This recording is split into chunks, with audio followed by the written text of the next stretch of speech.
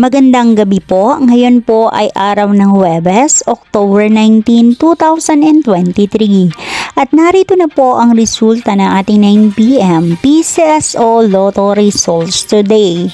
At para po sa draw natin ngayon ay ang Super Lotto 649, ang National Lotto 642, ang 6D Lotto, ang 3D Lotto at ang 2D Lotto.